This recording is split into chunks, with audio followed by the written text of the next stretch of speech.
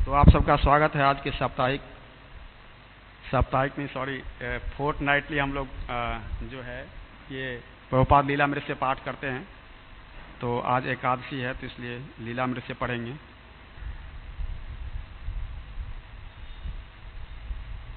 हरे कृष्णा। तो आज एकादशी है और कामदा एकादशी।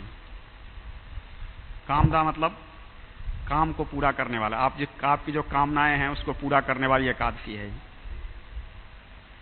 आप जो भी कामना रखो, चाहे वो भौतिक हो या आध्यात्मिक, वो कामनाएं जो हैं वो पूरी हो जाएंगी।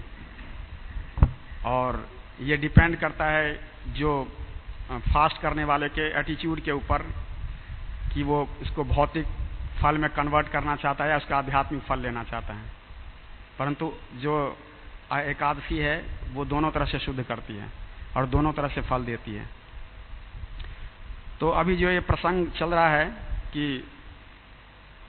प्रभुपाद न्यूयॉर्क में हैं और वो इंडिया एक बार इस्कॉन की स्थापना हो चुकी है। इस्कॉन के तकरीबन 60 केंद्र स्थापित हो चुके हैं और प्रभुपाद एक बार अपने शिष्यों को लेकर इंडिया आ चुके हैं और वापस दोबारा जो है वो न्यूयॉर्क में है अभी वो। और ये जो घटना है 1971 की जुलाई महीने की है। तो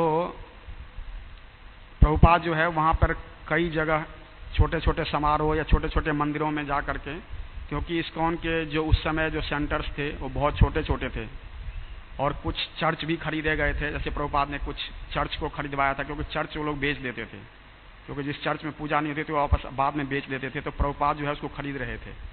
तो कई चर्च जो है इस्कॉन खरीद चुका था उस समय। वो चर्च अभी भी इस्कॉन के पास है जो अमेरिका में।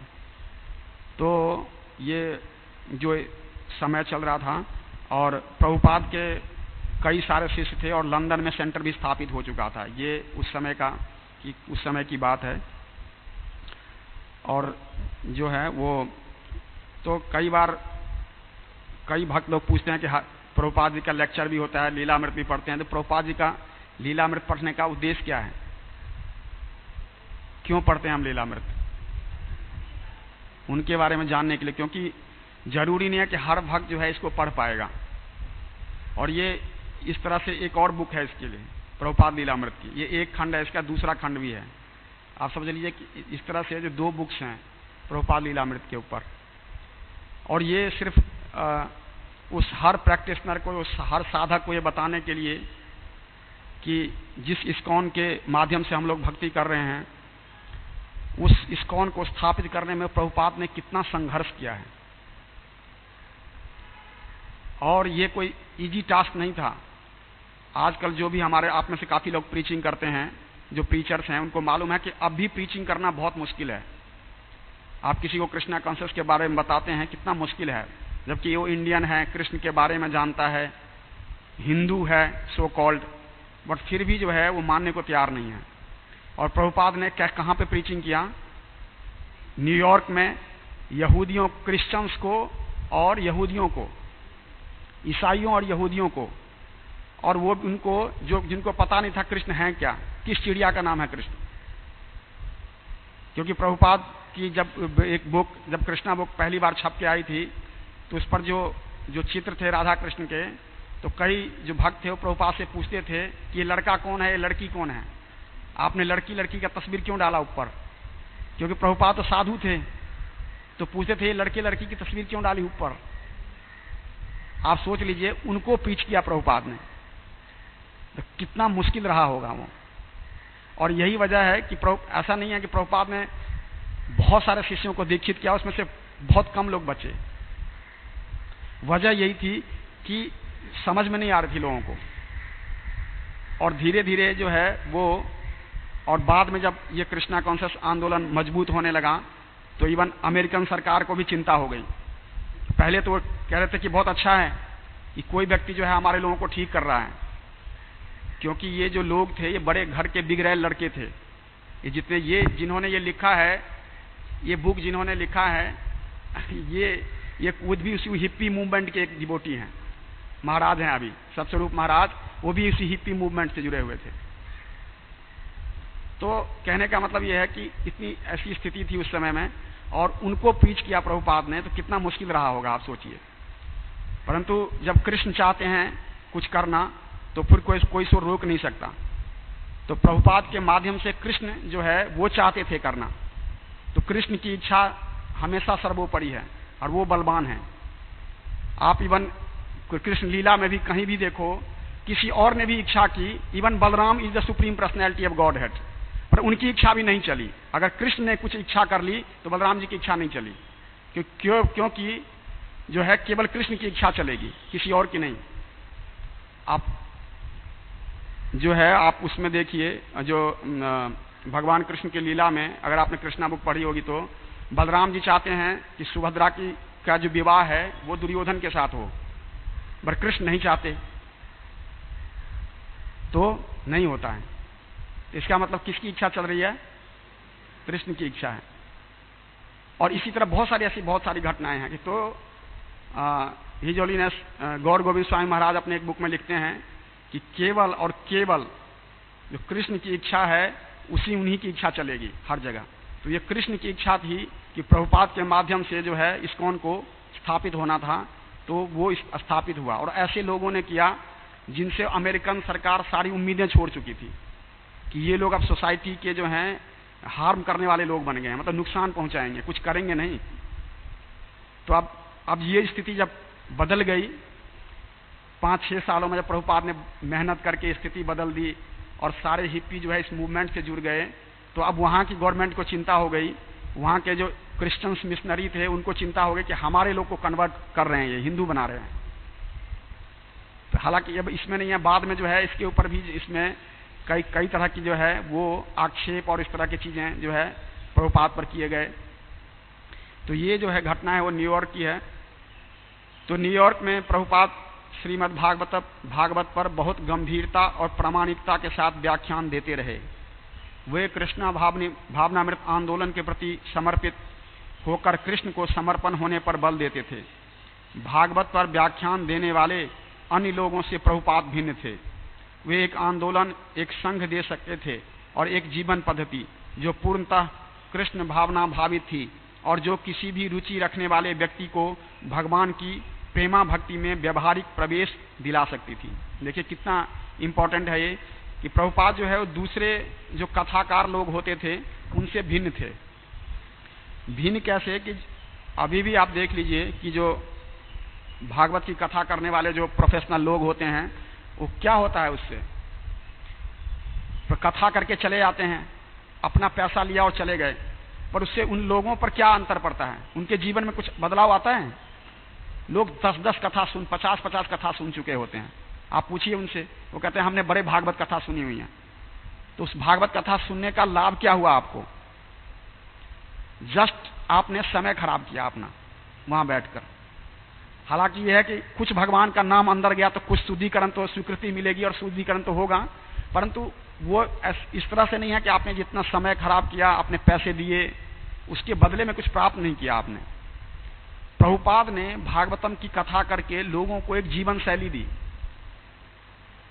एक लाइफस्टाइल दिया कि आप इस तरह से जीवन जी सकते हो, आप इसको परस्यू कर सकते हो, आगे बढ़ सकते हो और इसको अपने जीवन में अपना सकते हो और आप कृष्ण को प्राप्त भी कर सकते हो। हम में से बहुत सारे जो लोग बैठे हैं, आप देखिए मोस्टली डिवोटी हैं। हम इससे पहले सोचते भी नहीं थे कि, एक तो ये नहीं पता था कि भगवान कौन है, बड़े सारे भगवान हैं। पहले तो ये पता था कि बड़े सारे भगवान हैं, सारे भगवान हैं। और कई बार जो नॉन हिंदू हैं वो मजाक भी उड़ाते थे हिंदुओं का कि इतने सारे तुम्हारे भगवान हैं, देवी देवता हैं। तो क्योंकि हमें भी कंसेप्ट समझ में नहीं आता था ये है क्या, तो हम भी जो है उनकी बातों से कई बार सहमत हो जाते थे। परंतु अब आपको ये विश्वास है कि भगवान कौन है। और दूसरा सबसे बड़ा क्या है लाभ इसका, कि अब आपको विश्वास हो गया है कि कृष्ण को प्राप्त किया जा सकता है। यह अलग बात है आप करना ना चाहें, पर अब आपको ये बात तो अब हमारे उसमें विश्वास हो गया कि हम कृष्ण को प्राप्त कर सकते हैं, कोई बड़ी बात नहीं है। अगर जो सिद्धांत, जो चीजें, जो जीवन शैली प्रभुपाद ने बताया है, अगर हम उसका अनुसरण करें तो निश्चित रूप से हम कृष्ण को प्राप्त कर सकते हैं। ये प्रभुपाद ने जो है स्थापित कर दिया कि कोई भी व्यक्ति जो है कृष्ण को प्राप्त कर सकता है। तो ये प्रभुपाद की एक सबसे बड़ी देन है। कृष्ण को प्रभुपाद से पहले कोई नहीं जानता था, अमेरिका में और लंदन में और फ्रांस में और रसिया में और चाइना में कहीं पे भी नहीं। बट आज इस्कॉन की और प्रभुपाद की कृपा से हर व्यक्ति कृष्ण को जानता है, वो इसको माने चाहे ना माने, आप उससे घृणा करें या प्रेम करें, बट आप ये कोई संभव नहीं है कि हर कोई कृष्ण का नाम ना सुना हो। इस्कॉन की कृपा से जो है, आप देख लीजिए, प्रभुपाद की कृपा से हर जगह जो है वो कृष्ण का नाम है। किस तरह चाइना जैसा और मंगोलिया जैसा देश जो जहां पर आप कभी सपने में भी नहीं सोच सकते थे, वहां भी कृष्ण है आप, तो बहुत बड़ी बात है।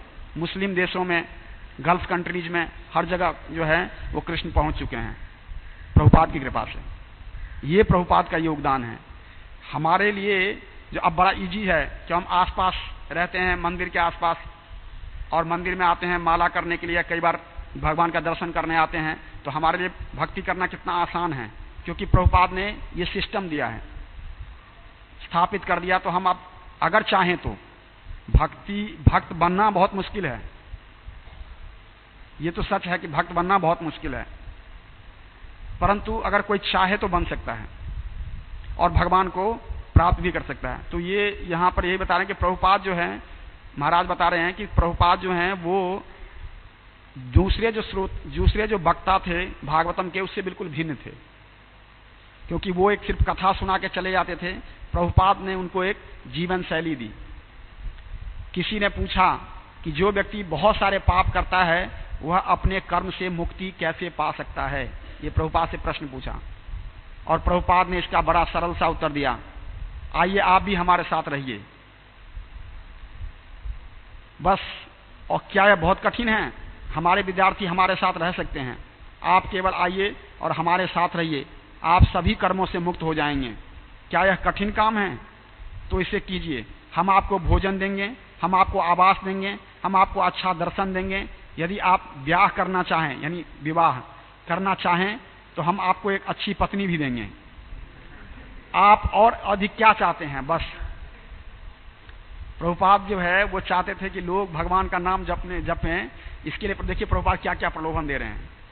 और महाप्रभु ने एक बार इंस्ट्रक्शंस दिया था ये कि बंगाल में कि जो लोग हैं, हालांकि ऑफिशियली ये लिखा नहीं है बुक में, क्योंकि अब गोस्वामी लोग ऐसा कैसे लिखेंगे, बट ये जो है वो कि जो महाप्रभु कई बोलते थे कि जो लोग हैं, ये बंगाली लोग हैं, इनको सबको बोलो हरि नाम करने के लिए, हर घर में हर जगह पर। अगर ये मांस भात खाते हैं तो खाने दो इनको, परंतु इनको बोलो हरि नाम करेंगे। क्योंकि बंगाल में वो जो है वो फिश खाना उनके लिए बहुत बड़ी, वो धार्मिक भी होते हैं, पूजा भी करते हैं, बट चाय पीना और मछली खाना नहीं छोड़ेंगे। वो सब कुछ करेंगे बट मछली जरूर खाएंगे। तो महाप्रभु जो है वो कहते थे कि खाने दो इनको, बट इनको बोलो कि हरे कृष्ण महामंत्र का जप करें, ताकि वो जप करके शुद्ध होगा तो फिर उसको अपने आप बंद कर देगा। कई बार हमारे यहाँ भी होता है, हमारे जो प्रीचर हैं इमेच्योर, वो क्या है कि जैसे पहले कोई भक्ति दीक्षा में आता है, उसको पहले ही दिन सारे रूल रेगुलेशन बता देते हैं, बेचारा भाग के बाहर चला जाता है कि हमें नहीं आना आपके इसमें। अगर कोई मांस खा रहा है, किसी घर में प्याज बन रहा है, किसी के घर, हमारे घर में भी बनता था, आपके घर में भी बनता था, समस्या क्या है इसमें?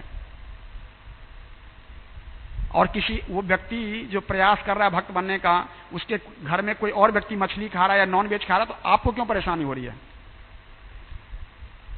ये केवल जो है सच में जो है इमेच्योर प्रीचर है, उनकी वजह से जो है बहुत सारे मेंबर जो है हमारे भाग जाते हैं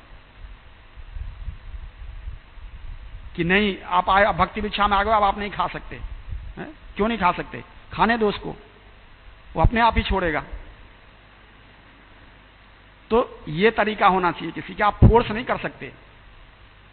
भक्ति ये संस्था वॉलंटरी ऑर्गेनाइजेशन है। कोई भक्त जितने भी यहाँ रह रहे हैं, चाहे ब्रह्मचारी आश्रम है चाहे दूसरे में, वो अपनी मर्जी से रहते हैं। आप उसको फोर्स नहीं कर सकते ब्रह्मचारी बनने के लिए। आप फिलॉसफी समझाओ, आप बताओ, तो ही विल एक्सेप्ट कि जबरदस्ती नहीं, आपको यहाँ से रहना ही पड़ेगा, आप ऐसे करना पड़ेगा, फिर मैं आपको प्रीचिंग करूंगी। दिस इज नॉट फेयर, ये नहीं चलेगा। और इस तरह से ये कम से कम जो आने वाले प्रीचर हैं उनको ठीक से समझना चाहिए कि हम प्रीचिंग करते वक्त ये गलतियां ना करें कि पहले दिन में भक्त आ रहा, आप उसको सब कुछ करो। तो अब देखिए प्रभुपाद ने क्या कहा कि हम सारे पाप करते हैं, तो प्रभुपाद ने कहा कोई बात नहीं, आप अंदर आ जाओ। ये हम तो कहते हैं पाप करके आप भक्ति भिक्षा मत आओ, प्रभुपाद क्या करें, मंदिर के अंदर आ जाओ, यही रहो हमारे साथ, सब छूट जाएगा। और सच में ये ऐसे ही होता है। जब तक व्यक्ति किसी प्रोसेस को फॉलो नहीं करेगा वो कैसे शुद्ध होगा। अब प्रोसेस को शुद्ध करने तो दो, उसको प्रोसेस में लगने तो दो, तभी वो शुद्ध होगा। तो अपने व्याख्यानों में प्रभुपाद इसी एक बात पर बल देते थे, यदि आध्यात्मिक उपलब्धि चाहने वाला कोई व्यक्ति इस्कॉन में रहकर सेवा करता है तो उसे भौतिक उपलब्धियां भी मिलेंगी। देख लीजिए, हम क्या समझते हैं कि जो इस्कॉन मंदिर में रहता है उसको भौतिक उपलब्धियों में जो है कोई सरोकार नहीं। प्रभुपाद क्या कह रहे हैं कि अगर इस्कॉन के मंदिर में आकर कोई रहता है, माला करता है और सेवा करता है, तो आध्यात्मिक उन्नति के साथ उसको भौतिक उपलब्धि भी प्राप्त होगी। बिल्कुल क्लियर कट है। कृष्णा भावना भावित में ये लड़के और ये लड़कियां अच्छे मकानों में रह रहे हैं, वे सबसे अच्छा खाना खा रहे हैं, वे सर्वोत्तम भावना में वास करते हैं, उनके लिए सर्वोत्तम आशा है, हर चीज उनके लिए सर्वोत्तम है, उनका शारीरिक रूप रंग सबसे अच्छा है। आप इससे अधिक भौतिक आनंद और क्या चाहते हैं। देखिए प्रभुपाद ने बता दिया कि ये लोग सबसे अच्छा खाना खाते हैं जो हमारे सेंटर में रहते हैं। रियली आप देखो कितना टफ है आज के समय में जीवन जीना। हर दिन आपके घर में 2-3 सब्जियां बनाना, दाल बनाना, चटनी बनाना और दही बनाना, ये तो फीस्ट कभी कभी होता है ज्यादातर घरों में, और यहां रोज होता है। आप चेक कर सकते हो, अभी चले जाना आप 9 बजे, आप चेक कर सकते हो, अभी चेक हो जाएगा। कहने का मतलब यह है कि ये चीज प्रभुपाद, यही बात प्रभुपाद कह रहे हैं कि सर्वोत्तम खाना है, यहाँ रहने की सबसे अच्छी सुविधा है, सबसे अच्छी भावना में रहते हैं वो, और क्या चाहिए किसी व्यक्ति को भौतिक आनंद के लिए। हम जितने भी सुबह से लेकर शाम तक मेट्रो की भागा दौड़ी में जाते हैं, जिसको स्टेशन पर खड़ा व्यक्ति के पसीने निकल जाएं वो मेट्रो के भीड़ देख के, लेकिन फिर भी जाता है व्यक्ति, क्यों, सिर्फ पैसे कमाने के लिए।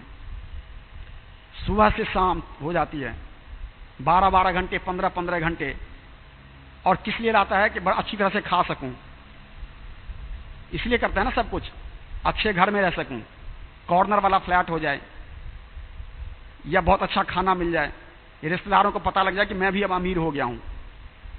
इसके अलावा 2-3-4 चीजों के अलावा और किसी कोई उद्देश्य नहीं है। व्यक्ति ढकोसला होता है। जब व्यक्ति के अंदर कुछ होता नहीं है तो इन बाहरी आवरण से अपने आप को अच्छा बनाने का प्रयास करता है। जब व्यक्ति अंदर से खोखला होगा तो अच्छे कपड़े पहनेगा, क्योंकि उसके पास और कुछ है नहीं दिखाने के लिए, तो अच्छे कपड़े दिखाएगा लोगों को, अच्छा घर दिखाएगा, मेरे पास और कुछ नहीं है, कॉर्नर वाला फ्लैट मेरा ही है। फिर भौतिक उपलब्धि से वो लोगों को इंप्रेस करना चाहता है। उद्देश्य यहां वही है, बिल्कुल सेम उद्देश्य है। भौतिक उपलब्धि इंप्रेस करना है दूसरों को, चाहे फ्लैट से हो जाए, चाहे मेरे कपड़ों से हो जाए, चाहे मेरी गाड़ी से हो जाए, चाहे मेरे रहने सहने के तरीके से हो जाए। व्यक्ति केवल इसीलिए जीता है। और बड़े आश्चर्य की बात यह है कि भक्तों के समाज में भी यही समस्या है, क्योंकि उसका वो मटेरियल कंसेप्ट अभी तक गया नहीं है। वो भक्त बन गया तो क्या हुआ, उसका आप लाइफ स्टाइल देखो, बढ़िया कपड़े लाएगा, ब्रांडेड कपड़े खरीदता है, बढ़िया कपड़े खरीदने, बढ़िया वाली गाड़ी चाहिए, बढ़िया घर चाहिए, सब कुछ ठीक है। फिर क्यों, क्योंकि ये इंप्रेस करने के लिए, क्योंकि हमारे अंदर सच में कुछ नहीं है, नहीं दूसरों को इंप्रेस करने के लिए। न भक्ति है, न ज्ञान है, क्या है क्या फिर इंप्रेस करने के लिए आपके पास। तो फिर यही चीजें हैं, घर, कपड़े, दुकान, मकान, ये है इंप्रेस करने के लिए। तो प्रभुपाद जो है वो नेक्टर ऑफ डिवोशन के एक श्लोक के परपट में लिखते हैं कि जो भौतिक उपलब्धि है उसी के लिए व्यक्ति जो है हमेशा दिन रात परेशान रहता है और उसी पर गर्वित होता है कि मेरे पास ये है। अब देखिए, वो व्यक्ति खुद कुछ नहीं है, न किसी सभा में बोल सकता है, न किसी व्यक्ति से बात कर सकता है, न किसी ऑफिसर के सामने कांपता है, न किसी और, बट परंतु वो पैसे की वजह से जो है वो सबको इंप्रेस करता है। और जो लोग हैं, क्योंकि वो लोग, दूसरे जो लोग हैं वो भी खाली हैं अंदर से, तो उनको वो इंप्रेस भी करते हैं, वो जो है वो उससे इंप्रेस भी होता है। ऐसा नहीं कि इंप्रेस नहीं होता, उससे इंप्रेस भी हो रहा है उससे। श्री श्री राधा राधिका रमन भगवान की, श्री श्री कृष्ण बलराम जी की, श्री श्री गौर निताय जी की, श्री श्री जगन्नाथ बलदेव सुभद्रा महारानी की। तो प्रभुपाद जो है इसलिए कह रहे हैं कि उनके पास सब कुछ है, जो हमारे यहाँ रहते हैं उनके लिए अच्छा आवास है, अच्छी चीज है, सब कुछ जो है उपलब्ध है। अतः कृष्ण भावना भावित व्यक्ति के लिए भौतिक सुख कुछ चीज नहीं है। भौतिक सुख उनके चरणों में गिरकर रहेगा,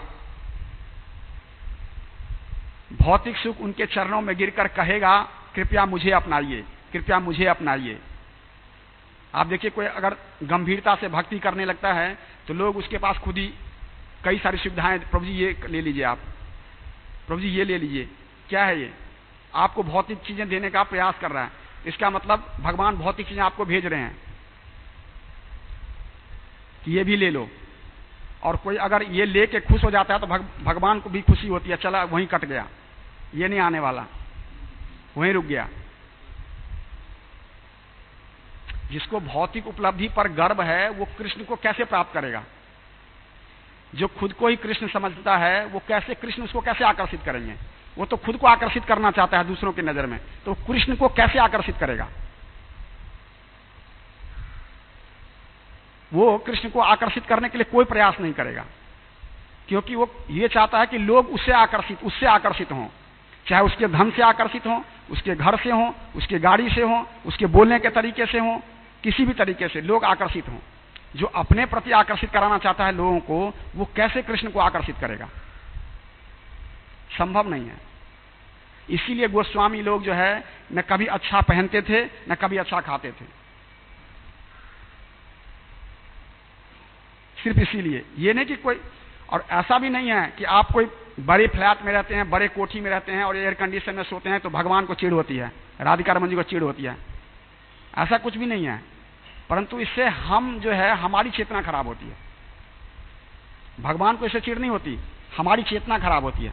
अगर कोई ये सारी सुविधाएं होने के बावजूद अगर भगवान की भक्ति कर रहा है तो इसका मतलब वो व्यक्ति भगवान के बहुत नजदीक का व्यक्ति है। अगर सारी सुविधाएं होने के बाद रूप यौवन संपन्ना विशाल कुल संभवा, रूप भी है, यौवन भी है, अच्छा कुल भी है, अच्छे घर भी है, और इसके बावजूद भक्ति कर रहा है, तो इसका मतलब वो भगवान के बहुत नजदीक का व्यक्ति है। ये निश्चित रूप से समझ लेना चाहिए। साधारण, ये कोई बाई चांस नहीं हो गया, ये बाई चांस नहीं हो जाता। मेरे पास पैसे भी हैं, गाड़ी भी है, बहुत अच्छा रूप भी है, बहुत पावर भी है, और फिर भी भगवान की भक्ति कर रहा हूं। नहीं, ये पिछले जन्म की स्वीकृति है, भगवान की विशेष कृपा है उसके ऊपर, तभी कर रहा है। नहीं तो ये जो है एक एक अनर्थ के कारण है। यौवनम धन संपत्ति प्रभुत्वम च अविवेकता एकैकमप्य अनर्थाय किम यत्र चतुष्टयम। साथ कहता है यौवन अनर्थ का कारण है अपने आप में, धन संपत्ति अनर्थ का कारण है अपने आप में, प्रभुत्वम पावर्स अपने आप में अनर्थ का कारण है, और अविवेकता डिस्क्रिप्शन मतलब विवेक ना होना कि क्या ठीक है और क्या गलत है, कह रहे ये सारे अनर्थ के कारण हैं। तो उस व्यक्ति का क्या कहना जिसमें ये सारे अनर्थ मौजूद हैं? एक भी अनर्थ मौजूद है तो भगवान की भक्ति नहीं करेगा वो व्यक्ति। हम किसी से क्यों आकर्षित होते हैं? किसी के पास बहुत धन है तो हम आकर्षित हो जाते हैं, होते हैं कि नहीं? अंबानी बहुत आकर्षित करता है, कोई हमारा पड़ोसी बहुत 4 गाड़ियां हमें बहुत आकर्षित करता है। क्यों? केवल कुछ धन है उसके पास इसलिए आकर्षित कर रहा है। किसी का रूप बहुत सुंदर है तो आकर्षित करता है हमें, स्त्री का हो या पुरुष का, हमें आकर्षित करता है। और कृष्ण के पास तो ये सारे चीजें हैं, ये सारी वस्तुएं कृष्ण के पास हैं, फिर भी कृष्ण आकर्षित नहीं करते हमें। क्यों? फिर भी हमें कृष्ण आकर्षित नहीं करते। आप एक आम व्यक्ति जो है किसी से आकर्षित क्यों होता है? धन की वजह से। अच्छा पैसे वाला, इससे दोस्ती कर लो, कभी काम आएगा, यही सोचते हैं ना हम। गाड़ी वाला है पड़ोसी से, कभी जरूरत पड़ेगी इमरजेंसी में दे देगा, तो हम आकर्षित होते हैं ना किसी वजह से। पर कृष्ण के पास वो सब कुछ है, पर हम कृष्ण से आकर्षित नहीं होते। क्या विडंबना है देखिए। प्रभुपाद जी जो है इसमें यही बोला कि भौतिक, क्योंकि हमारी जो चेतना है बिल्कुल प्योर मटेरियल है, भौतिक चेतना है। तो प्रभुपाद कह रहे हैं कि जो भी भौतिक सुख है, अगर कोई भक्ति करता है तो उसके चरणों में गिरकर कहेगा कि आप मुझे अपना लीजिए, आप केवल भक्ति में स्थिर हो जाइए। देखिए प्रभुपाद क्या कह रहे हैं कि कोई व्यक्ति केवल भक्ति में स्थिर हो जाइए और कृष्ण से कहिए कि कृपा करके मुझे अपनी सेवा में लगाइए, तब आपको स्वतः संतोष मिलेगा। भौतिक सुख के लिए कभी चिंता न करें।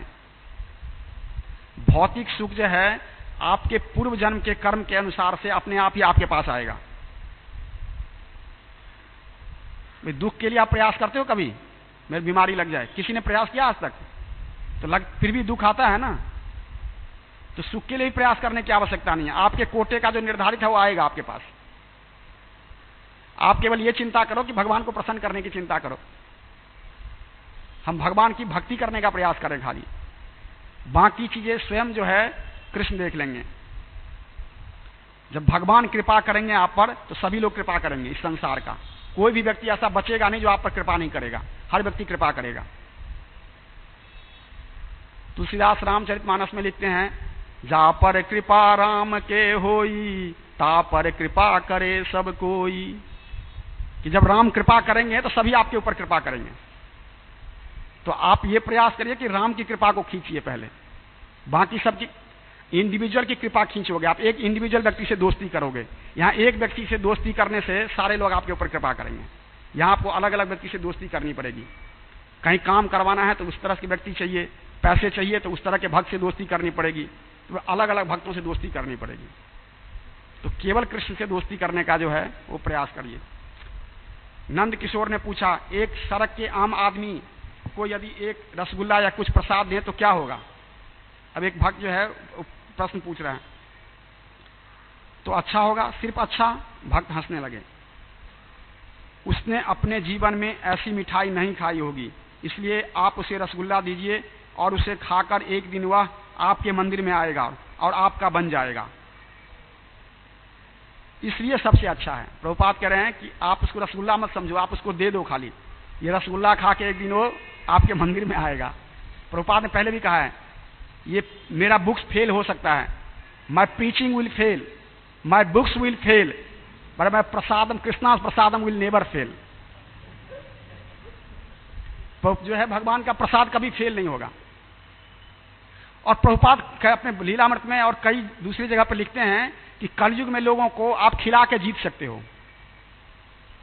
You can win the person by filling their belly. Prabhupada लिखते हैं एक लाइन में कि आप व्यक्ति को केवल उसका पेट भर के उसको जीत सकते हो कलयुग में।